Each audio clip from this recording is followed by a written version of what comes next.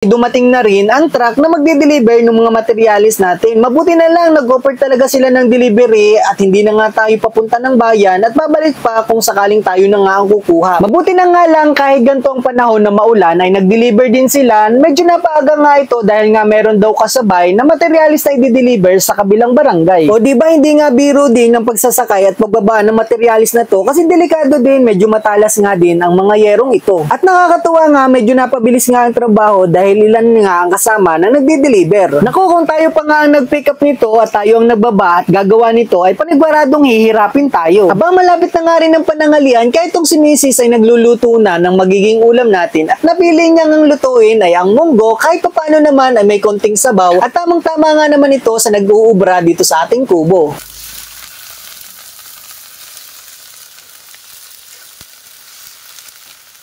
Pagkasipag naman talaga ni Mrs. ay suportang-suporta naman talaga tayo. Siya nga ay excited na nga rin na matapos ang kubo. Hindi nga tayo makapagluto dito dahil nga maulan, maputik, wala nga tayong pwedeng papwestuhan. Kaya sa susunod nga ay baka dito na nga lang din tayo magluto ng merienda kapag okay na ang kubo. Kaya itong si Mrs. ay excited na nga sa kubo serye natin at magluluto at magtatanim na nga lang din daw siya ng mga gulay para sa ganun naman ay masustansya at sariwa ang aming maaani. Katulad nito, niyadjad na kamoting kahoy at nilagyan ng sahog, o di ba ulam na? Dito